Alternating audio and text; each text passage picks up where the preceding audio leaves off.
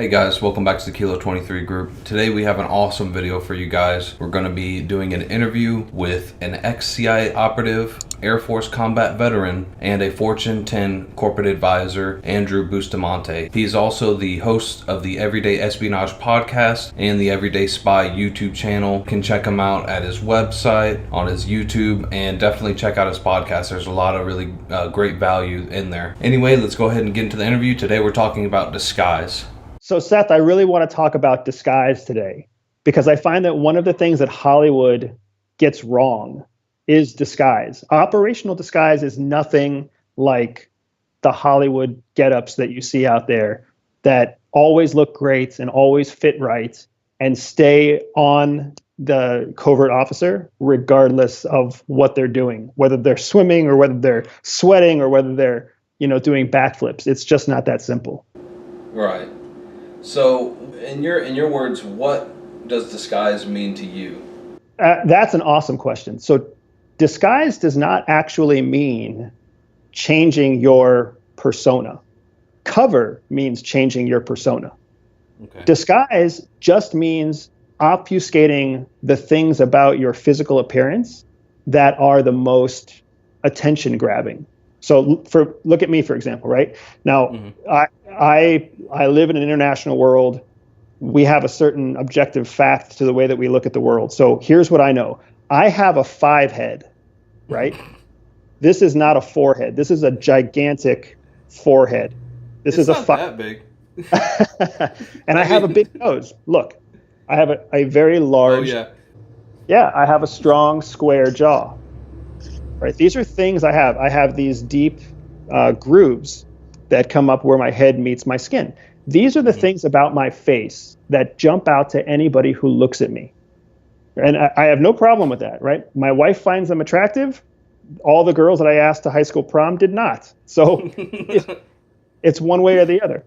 But the point is that when I'm trying to operate in a foreign country, when I'm trying to do something where I don't want to get caught, I need to find a way to take all of these features and dull them down. It's kind of like turning the volume down on music. Or if you're mixing music, you want to turn some things up and some things down. That's what disguise is. Disguise is turning down the things that catch people's attention and turning up the things that look like everybody else. Okay, so what are the things... what are some of the things that you'd be doing? Are you, putting on wigs? Are you putting on, different things to change the profile of your cheeks and, change how you talk? What are some of the things that you're doing? Yeah, absolutely. There's different levels to disguise, and they have different names. So the first level of disguise is really just called light disguise. And you'll read about it out in open source and in some of the articles that have been done about other CIA officers. Light disguise is literally just anything that you can put on that immediately changes your appearance. Sunglasses are a type of light disguise. A ball cap is a light disguise. If you wear a t-shirt most of the time, wearing a collared shirt becomes a light disguise, right? All of these are things that you can do that just break up your profile enough. So if you can imagine that you're following somebody from about 30 feet behind them, they turn a corner, and as they turn that corner, in the 15 seconds or so before you turn the corner after them, they throw on a ball cap, flip their collar up, right, and put on sunglasses. Once that 15 seconds, they've just essentially transformed what they used to look like before they turned that corner. In some operations, that's all that it takes between being found and being lost, right? A pair of sunglasses and a hat in something known as light disguise. So here, let me start you there. So a light disguise would be something that just would allow you to move around a city or move around an area without, drawing too much attention to where you can kind of move around. Obviously, you're not going to fool anybody if you start talking to them, stuff like that. Exactly right. Think of a light disguise as something that would fool somebody from about 30 feet away, right? If you're much closer than that, it just looks like Seth in a ball cap or Andy in sunglasses, right? But from a far enough distance, you'll look at somebody and say, is that the same guy? Or it's a light disguise that just throws someone off enough for them to wonder, is that the same person or is that a different person? Very cool. Very cool. Yeah. So the next layer above that is when you start getting into disguises that change your actual physical features. Not prosthetics. We're not talking about prosthetics yet. That's a more advanced level. But when you start changing things like the color of your hair, it's still your hair, but you change the color of your hair. Or if you're someone like me, you have a strong beard line, right? If I'm going to go and I'm going to operate in disguise somewhere, what I would actually do is start to grow my beard out. And I would get everybody around me very accustomed to seeing me in a certain style or a certain size beard, maybe 3 months or 6 months, right? Wherever I would be operating, when I arrive and I begin my operation, then I would transform the shape of the beard, turn it into a goatee, turn it into a mustache, maybe shorten it. Maybe, it's always easier to decrease something that's there to create disguise than try to increase something, right? So I decrease the beard, or I go and I get a heavy tan somewhere, and then when I operate, I actually change my skin tone by applying a foundation that decreases the color of my skin, right? Because these are all things you can do to decrease something that's already there. Grow a lot of hair. For me, I grow very large hair. Some people grow very long hair, and then when you operate, you cut it. That's all ways that you can change your physical appearance through using a disguise techniques, right? But they're still your real features. That's a good point, because hair is one of the few things where, I've always heard that a lot, it's hard to take stuff away, but most of the stuff is going to be adding on. But with the hair and stuff like that, you kind of are taking away. Yeah, exactly right. And there's certain advantages to that, right? So we've all had a point in our lives where we met a friend, or we ran into maybe a girlfriend or even a wife, right? Where they've made some drastic change. And we've said to them, I barely recognize you, or I almost didn't recognize you, right? When you have the right second level of disguise, that means that from within 25 feet, people still don't recognize you right away, right? So light disguise covers you from about 20 feet, 30 feet and beyond. You get to that second level of disguise, now you're within 15 or 20 feet, and people will recognize you once you talk, right? Once they discover that you are someone familiar to them. Then they'll be like, oh, wow, what happened to your hair? Or, oh, you changed your beard. They'll have that aha moment, right? Yeah, they'll be kind of taken it back a little bit.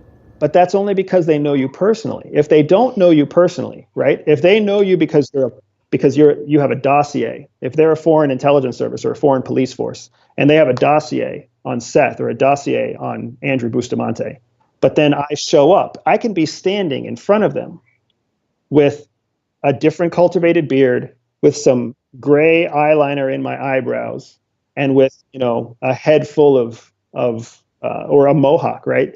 Drastic changes to my actual physical appearance, and I will look so different from the dossier that even within 15 feet, they won't know who I am because they don't know me personally.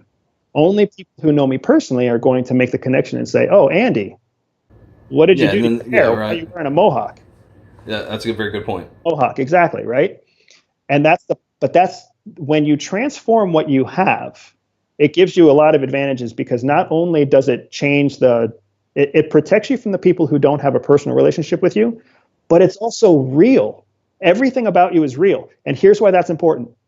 If you're in Thailand or Cambodia, or you're sweating your tail off in some jungle in Africa, your hair is not going to fall out because of the heat, right? Your eyes, contacts aren't going to bother you because of the humidity. You're not going to have, colored teeth fall out of your mouth because, over time, because you're eating food. It's all your real self. So that disguise is really reliable. It's really sturdy because it's your real hair. It's your real skin, right? It's your real persona. So you don't have to worry about sweating your beard off, where if you add a fake mustache, you might actually sweat that mustache off. If you're wearing a wig and you're operating somewhere where there's a rainstorm or a windstorm, the wind and the rain can actually pull that wig off your head. But if it's your real hair, no amount of wind or rain is going to pull your real hair off. So you have, in that second level of disguise, when you use your real features, you have consistency, you have strength, you have durability to the disguise that can last a long period of time, days, weeks, months. I can operate for months in a goatee, a mohawk, right? And Right. a pair of sunglasses and look nothing like myself. And you're not going to have to deal with adhesives or anything like that, and you're not going to worry about sweating. So yeah, that's a great point. So it's First thing all in the you. morning, last thing at night, it's always me, right? Even if somebody Yeah. burst into my hotel room at 2 o'clock in the morning, I still look the Yeah, same. exactly. To me, that's like a real professional view of things. That's. I'm glad that you. And that's what makes me sad about Hollywood, right? Like in Hollywood, Yeah. you'll see Tom Cruise or you see Jennifer Gardner, Yeah. and And for ripping one their episode, mask off. yeah, they rip everything off and they transform. And it's because they have a face, they have a brand, they have a certain fame, and they need that fame to be consistent. They need to always look like Tom Cruise. They need to always look like Jennifer Gardner. Man, my success lies in not at all looking like myself for periods of time that are much longer than most people are comfortable wearing and a prosthetic nose. You know what I'm saying? Man, that's wild. Okay, so that would be kind of more the second form of disguise, right? Let's talk about some of this level 3 stuff, and maybe we can compare it to some of the Hollywood stuff, the prosthetics and all that. Also, I wanted to ask you about, like below the waist. So, how a person walks, what kind of shoes he has. What are some that you can say about that? Yeah, absolutely. So we'll stay in our levels, right? So level 2, you're not really transforming anything about yourself. If you try to change the way that you walk in level 2, then you're bound to make a mistake. You're walking with a limp, and then maybe you get tired at 3 in the afternoon and you forget that you have a limp, and then that's all it takes for someone to be like, "Hey, that guy had a limp this morning at 10." A smart surveillance team is going to see that and be like, this guy's faking it. So Even just a private investigator could figure that one out. right. So at level You know. 2, you want to have as close as you are to yourself. We're taught at the agency, we're taught that the best lies are just 5 degrees off the truth. You don't want to lie 180 degrees from the truth because you're going to make a mistake. You don't want to lie 90 degrees from the truth because all of a sudden you have to keep up with your own lie, and lies become very difficult to keep up with. It's hard to keep up with, yeah. So we always make the comment that the best lies are 5 degrees off of the true north. Just like with navigation, 100 miles from now, if you've kept a 5-degree variance, you're going to be way far away from your destination. The same thing is true when you're building some sort of alias. 5 degrees off of true it's not very much. It's not very difficult to say I was born in 1982 when I was actually born in 1980. But by the time the whole cover legend is built, 100 miles from now, the two personas are completely different, right? So that level 2 disguise and the light disguise and level 2 disguise are really all about 5 degrees off true. Just make it different enough that you have safety from that 10-foot to 30 plus feet range where someone is standing away from you by 10 feet or more, right? Where you start getting into the real changes, the Hollywood style changes, that's when you start getting into what we'll call level 3 like 3-level disguises. This is where you start wearing a fat suit if you want to change the way that you look physically. This is where you would put pebbles in your shoes or put thumbtacks in your shoes. You might even put a thumbtack in the front, like where your big toe is, so that you always are walking gingerly to not stab yourself with that thumbtack. Right? So it just changes. It changes your gait. It changes your whole look, and it's something that is not sustainable for a long period of time. Nobody wants to spend 3 months trying to avoid stabbing their big toe with a thumbtack. Yeah, oh, go ahead. What were you saying? Well, I was going to say that when you are at that level of disguise where you're changing your physical appearance below your head, right? Now you look different at night than you do during the day. So if there's ever an intrusion into your hotel room, or if there's ever a nighttime scuffle where someone comes in to either take you out of a hotel room or take you out of some sort of dining venue, if you're ever assaulted, it becomes very clear very fast that you're wearing prosthetics that are intended to change the way you look. So any kind of physical confrontation, any kind of event that might include the police or an arrest or some sort of secondary interview at an airport, when you're wearing prosthetics, that you don't want to be in that situation, right? Right. That's gonna open up a whole can of worms. Right. So those are all options for how you can change your physical appearance, and using that level 3 disguise from the neck down. You can add lifts to your shoes to make yourself look taller. You can add lifts to your heels inside your shoes to make yourself look taller. You can do some things with your skin color. You can add hair to your hands. You can add hair to your neckline. You can do all sorts of things to make yourself look very different, much heavier, or much older, right? You can use makeup and you can use prosthetics to age your skin, the skin on your hands or the skin on your feet or the skin on your legs. But again, when you add those kinds of prosthetics, you're introducing risk if you're ever physically detained, but you're also adding risk from a surprise rainstorm or high levels of humidity or even high levels of cold. I've been in places where it's so cold that the synthetic hair on your fake mustache actually starts to curl away from your skin. And now you have this mustache that's pointing forward and you're trying to iron it back because of the cold. Right, and it's pulling off. That's so crazy. Yeah. Jeez. So you don't want to get there unless you really need to be using that level of disguise. Yeah, no doubt about it. So I wanted to ask you about, as an investigator, what are you looking for? What if, as an investigator, what are you looking for if you know the person is not going to be in disguise, and what are you looking for if you know the person is going to be disguised? And Question. Yeah, so if I suspect someone will not be in disguise, I'm going to follow them from a much further distance, right? I'll keep what's known as discrete to lose level surveillance on them, right? So my objective is to be far enough away that I see them and they don't even suspect that I'm there. When I don't suspect any kind of disguise, I'll stay that far away.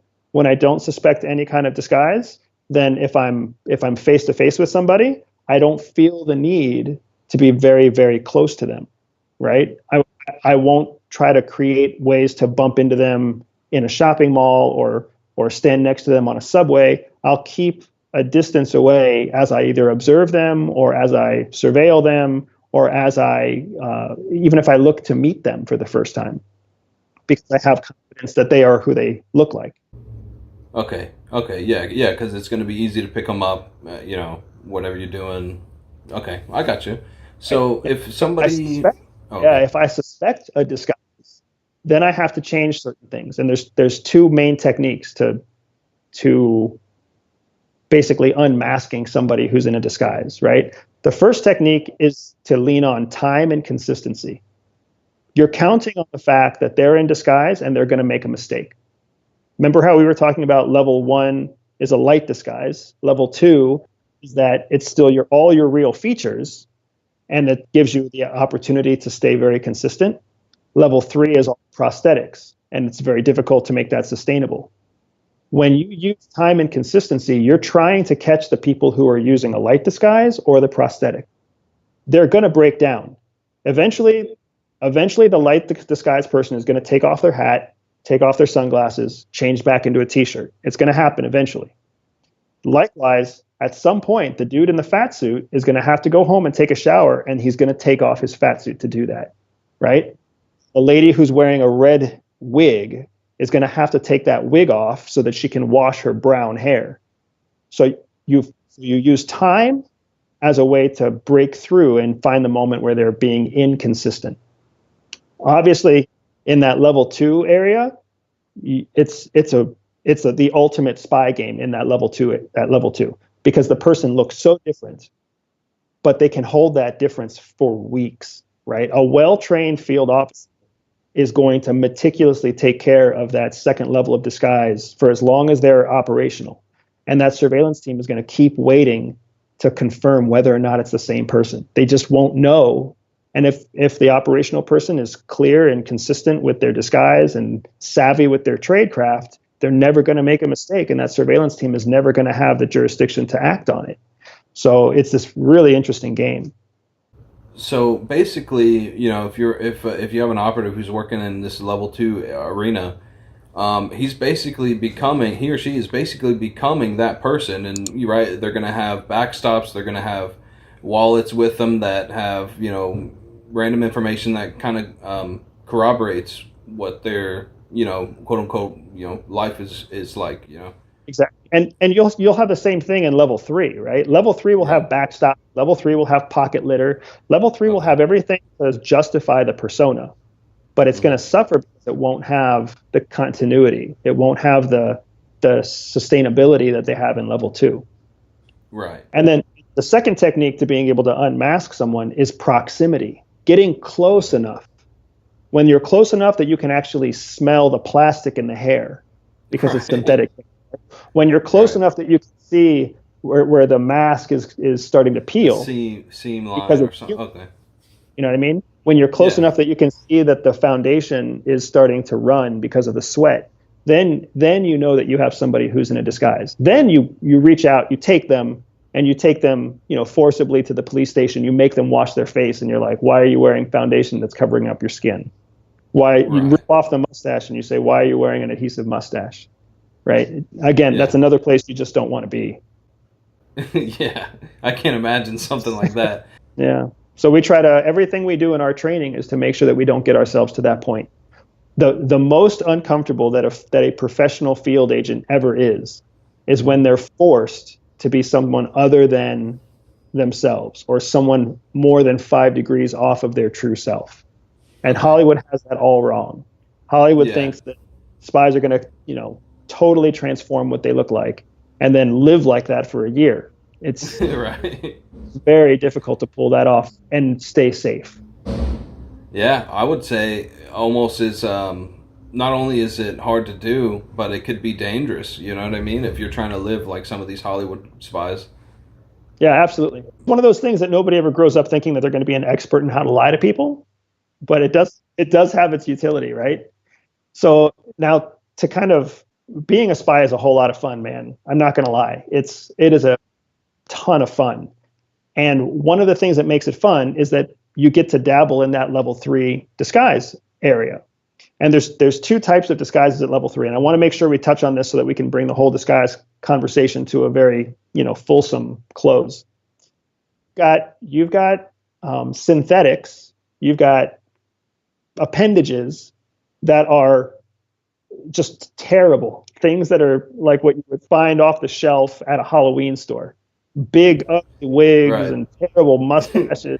The glasses with the nose and the You have these stash. terrible things, and they really are deployed in the field. These horrible get-ups that you wouldn't dare put your child in, right?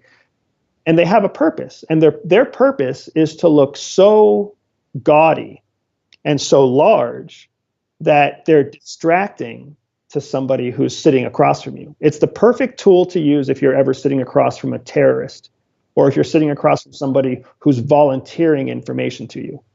That person could be a dangle, right? What we call a dangle. That person could be a threat to you, and they're trying to learn information about you. They're trying to find out, are you a spy or are you, someone else? So when you wear a big, disgusting, gaudy outfit and you sit down with them for 20 minutes, you have every advantage in the world because now you're in control of the situation. You can ask the questions you want to ask and you can stay focused. Where they're sitting there looking at some person with 1980s glasses on and some horrible wig, and they're trying to figure out who are you and are you the person? Are you the person on the picture that I was shown before I came in here? It's very difficult for them to look past all of the get up, right? And and because you're never going to wear that kind of thing outside, you're never going to wear that kind of thing when you're actually operational on the street. It's okay that it's ugly and gaudy. You put it on in the bathroom right before you walk into the interrogation room, and then as soon as you leave the interrogation room, you take it off in the bathroom. Everybody laughs about it in the hallways. Oh, you got to wear your Jane Fonda wig, and it's game over, and you win. So that's one kind of level 3 disguise. I love reading about that when former officers talk about their experiences with that kind of getup because it really is comical. It serves a tactical purpose, but it is hilarious. And then on the other side, you've got the really professional stuff, the stuff that still classified to even talk about, right? Where they are able to use materials that just are not commercially available, and they're able to do things to the human body, the skin, the hair, the eyes, the teeth, that is just spectacular. And you could sit next to me. You could sit across the table from me. I could introduce myself in an accent as someone else, and you would never even suspect you're talking to me. My 5 head looked like a widow's peak, and my giant nose would look just completely different, right? They would bring my whole face forward so that my nose would look smaller. Or they make my eyes, they change the color of the shading around my eyes so that it doesn't look like my eyes are sunk in. They can change the shape of my ears. Really just amazing stuff that you would sit across from your wife or your sister and never know that they're the same person. They took it, not only from, like an art form, but they kind of turned it into like a science. And you're so right when you call it art and science, because the kind of people that CIA recruits for disguise work, these are professional artists and professional scientists in the field of cosmetology and hair design, and it's just that they are amazing people. That is so awesome, man. Already, I've learned a ton. And I think we touched on a lot of stuff that we'll be able to go into more detail on if you ever want to come back and do other videos. We can come back anytime. This is one of those areas, like we were comparing spying to cooking, right? It's one thing to just, here's my dinner and here's your dinner, and your dinner looks so nice, right? But now we can talk about how we cooked it. We can talk about where we source the ingredients from. We can talk about why we pick the ingredients that we pick. There's so much depth to everything about espionage. That's why I love it so much, because it never gets boring. The more you learn, the more you realize there's more to learn, and everything that you learn, you can go out into the world and apply. Everything we talked about today, you could go out tomorrow. You could put on a ball cap, you could put on sunglasses, and you can see how far away are you standing before somebody recognizes that it's you. If you want to put a thumbtack in the front on your big toe in any pair of shoes, just see what it feels like to walk from your front door to your car with a thumbtack in your big toe, and watch how you walk. Your stride gets shorter and you hunch your shoulders over, and you're going to look just like that with every step for as long as that thumbtack is in your shoe. And then you'll feel what it's like to transform who you are. And you'll see. Brush your hair one day and just brush in a little bit of gray hair color, and you'll see yourself, you're going to put on 12 years of age like that. And then before you know it, you're going to act like the age that you look at yourself in the mirror. You're not going to act like you're 35 anymore. You're going to act like you're 55. Wow. This is going to blow a lot of people's minds, because this is really, really high quality stuff that probably, people are not going to get. People are not going to get from, I like Shawn Mendes, but you're not going to get it from her Wired video or from Jack Barsky or Oleg Kalugin or any of these guys. Like, this is totally new stuff, and it's nothing I've ever heard before. A lot of this stuff, so I don't know. I'm happy to hear that the content is interesting, right? And I host everydayspy.com is my baby, right? It's my third child, and it's my way of teaching the world spycraft, not the spycraft that teaches you how to cheat on your wife or how to hack into your, instructor's computers, but the spycraft that gives you legitimate advantages in real everyday life. And one of the most important advantages is recognizing that you are not who you are. You are who you choose to be.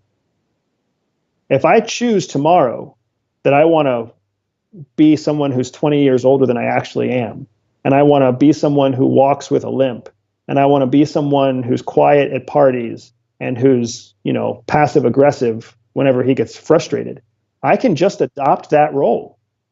I can do that anytime. You can do the same thing anytime. Do you want to start being the life of the party? You just choose to be the life of the party.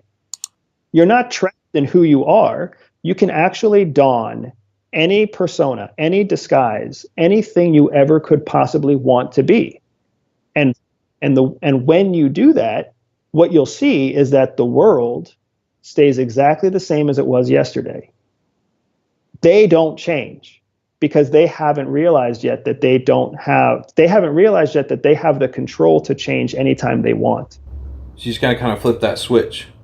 Anytime. Yes, sir. Okay. You are the one in control. And control is the thing that spies are taught. It's the foundation of everything that we are taught.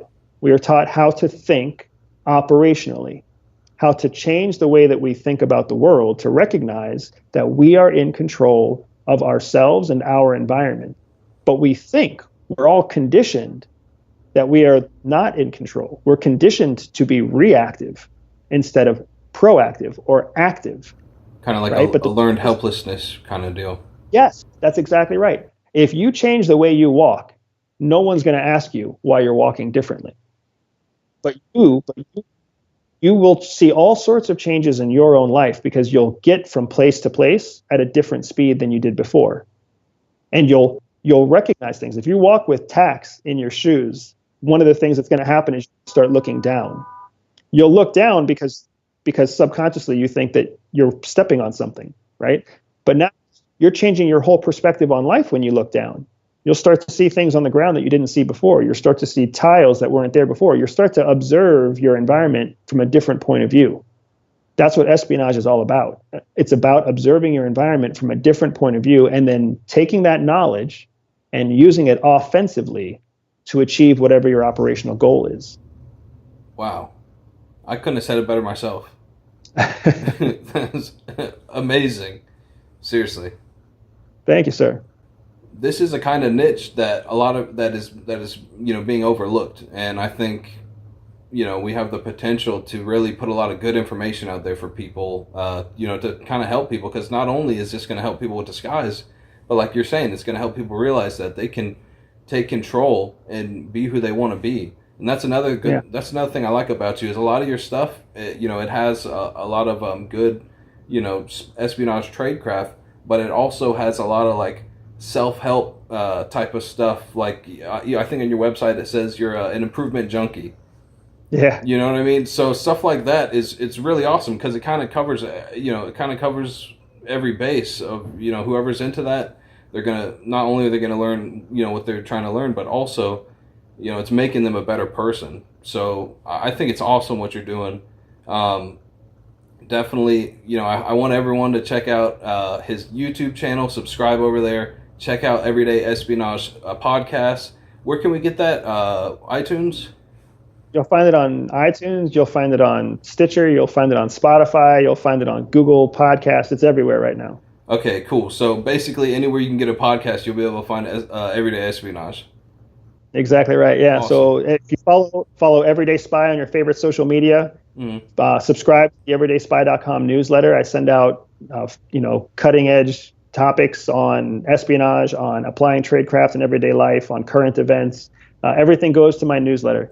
So if you want to follow and stay as up to speed as I am in what I'm teaching, you'll find it at everydayspy.com, and you'll find it through the podcast. Awesome. Thank you so much, Andy. Pleasure, sir. We'll talk again soon. Yes, sir.